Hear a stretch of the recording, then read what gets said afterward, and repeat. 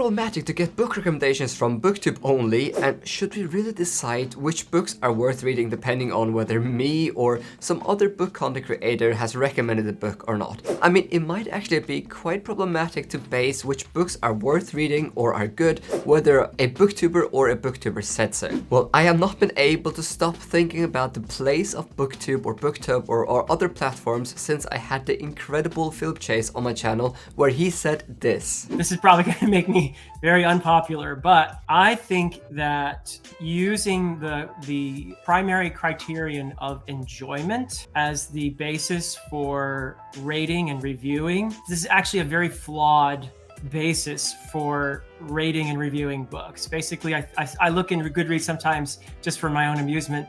I look at some of the great classics. They have low ratings in Goodreads. Yep. And a lot of the time, I suspect it's because people did not enjoy reading those books. But yep. Is it the book's fault if the reader isn't ready yet for the book? Now, Philip Chase's unpopular opinion is that critiquing a book based solely on enjoyment is actually not a very good way to critique a book. Something I think a lot of booktubers, myself included, often tend to do. Now, before anyone says that Philip Chase sounds elitist here or whatever, he is not. He loves Booktube and he really thinks that Booktube does have its place in the book community, hence why he himself is on Booktube. So okay, I don't want anyone to misunderstand what Philip Chase is saying here. Also, if you want to learn how to critique literature from someone that is literally a professor in literature, then he has an amazing series called How to Analyse Stories, which I'll leave down below. But his opinion made me ask another follow-up question.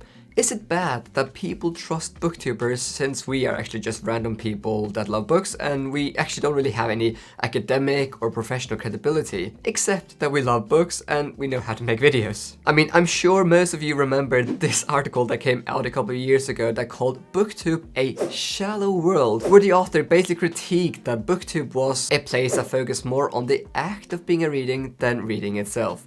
Yikes. But if we're being honest, Booktube and booktok are platforms where 1.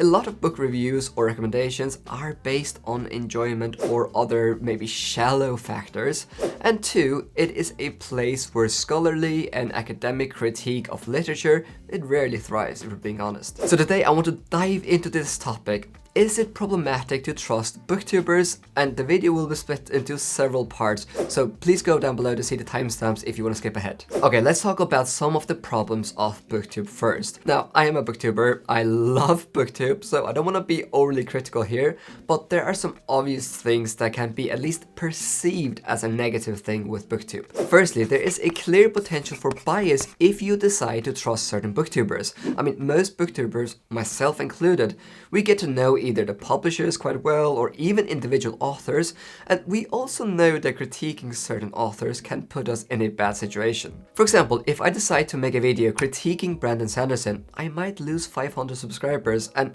that might make me less willing to do that. Or I might make a video on how epic fantasy is dying. Yeah, that pissed off some people.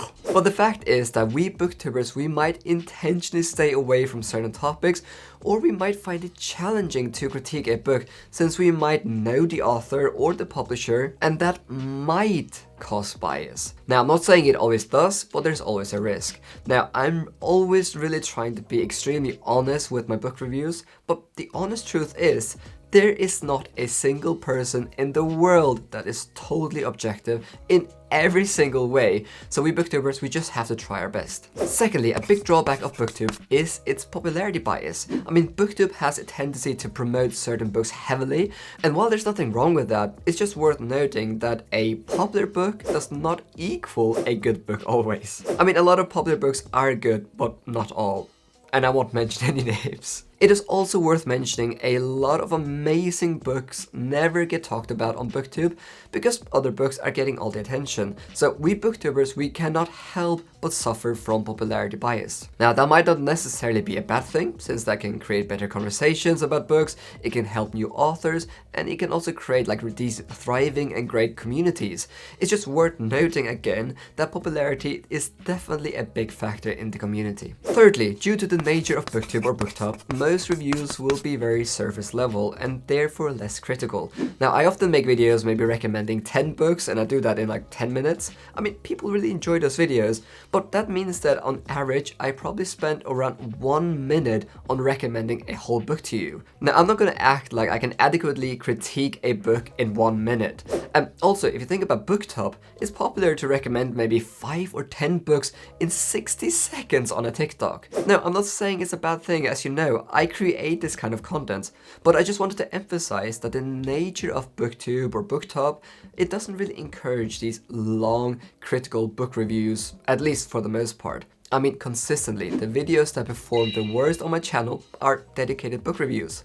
But before I start defending Booktube, let's talk about the place where literature and books actually get this rigorous critique and analysis: academia. And I think this level of criticism of Booktube can often come from people that have come to learn and appreciate the beauty of literary criticism within a scholarly setting. But what I think will be made clear in this video is that that criticism often kinda misses the mark. Now, I'm not gonna claim that I'm a literary scholar, but what I can claim is I am married to someone that is. Yes, my lovely wife has an undergraduate in English literature and has a master's degree in English literature as well.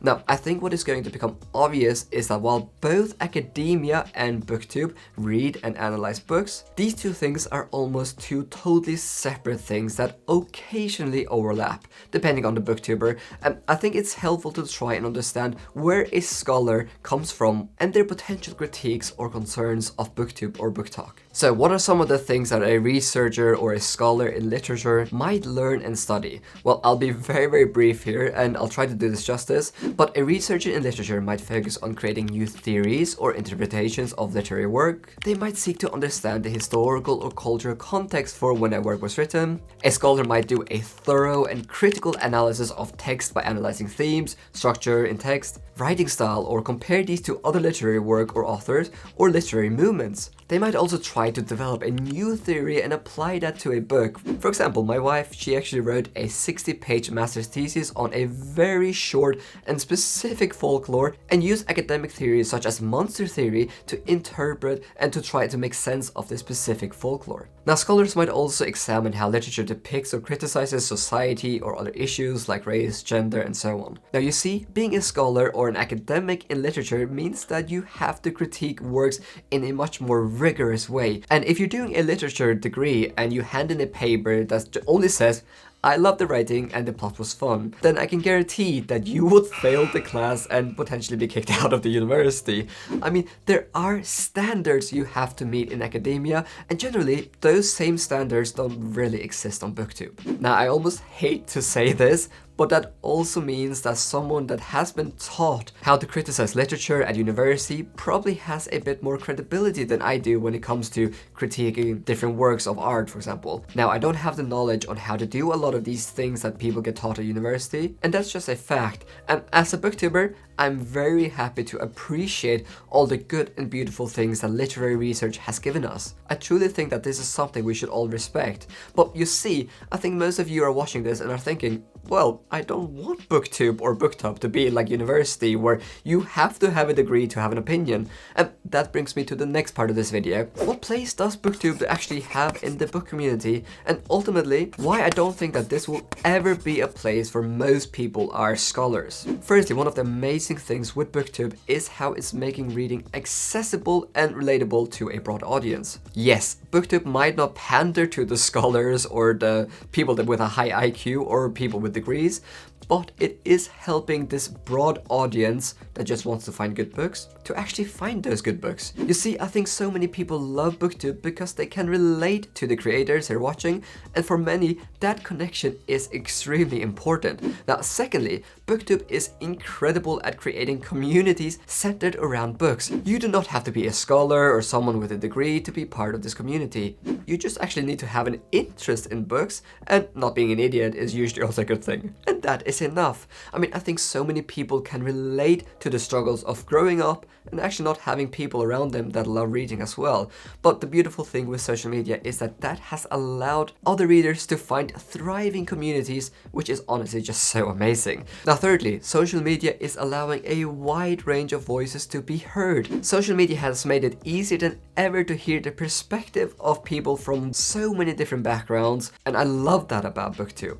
Fourthly, a lot of content creators creators have an incredible ability to make reading seem so fun, which it is, but really, being able to make reading entertaining is incredibly valuable. Now, if you think about it, bookstores are competing against Netflix or cinemas or phones and so on for your attention, and in a lot of ways, it feels like bookstores are losing that battle. But with the help of Booktube and booktok, that perception of what reading is supposed to be and what it takes to be a reader is kind of changing, and I think that's a really good thing. So this brings me to the last part of this video where I try to answer the question, is it problematic to trust booktubers? And I think the answer is not a straight no or yes. I mean, firstly, we have to acknowledge that book content creators and literary scholars have two totally different approaches and purposes when it comes to books. I mean, as I mentioned earlier in this video, the scholar has a much more rigorous way to analyze text and books, and the end goal for that scholar is so different than the end goal for a booktuber. I mean, when I create content, I just want to help people find good books, entertain people, and allow people to fall in love with reading. And occasionally I make problematic statements such as epic fantasy is dying. And yes, I do care about making good book reviews and having integrity and respecting the text I'm reading, but my goal is not to get published in an academic journal one day. So I hope I'm able to make it clear, the purpose of a booktuber and a scholar are totally different, and that's actually a good thing. Secondly, the audiences are so different. I mean, the people watching Booktube and reading books, we are generally not the same ones as the one that analyze and criticize text in a scholarly way. Now, I use the word generally here because of course we do have some amazing scholars as well in this community, which I'm so grateful for, but I think I can pretty certainly say that at least 90% of my audience does not read academic journals as a hobby, but some of you probably do, and I think you are amazing. But I think the criticism of Booktube promoting a simplistic way of critiquing or reading literature, it kinda misses the mark. It's almost like critiquing someone that is running to lose weight, for example, for not training like an Olympian runner.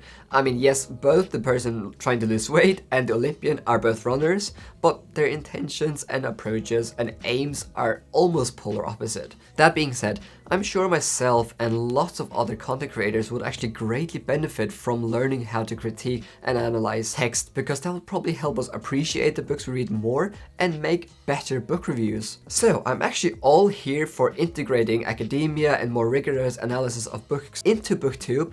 I'm just against the prerequisite that you need to be an academic to do Booktube well, because Booktube is not a university and it never should become one. So yes, Booktube is generally not where you want to go for rigorous scholarly critique of books and texts. But let's not act like it ever tried to act like it was a place filled with scholars. Booktube has always been a place for anyone with an interest in reading to come and have their say, and I think that is just beautiful. But what do you think about this topic? Do you think it's problematic to listen to booktubers when it comes to book recommendations and our thoughts on different books? Let me know your thoughts in the comments down below. Oh, you're still here and you want more? Well, the good news is that if you want more and you want to support me, then I do have a Patreon. Now, if you didn't know, then I have a Viking book club where every single month we read one book together, and you can be the one that can put the book forward. Last month we read this book, and this month we're reading this book. And at the moment we are trialing having Zoom book club discussions after everyone has read the book. So also if you want to discuss a book with me and other like-minded people, then the Patreon is the way to go. Now, in addition to getting your name in my videos, joining the Viking book club, I am also basically spending around 100%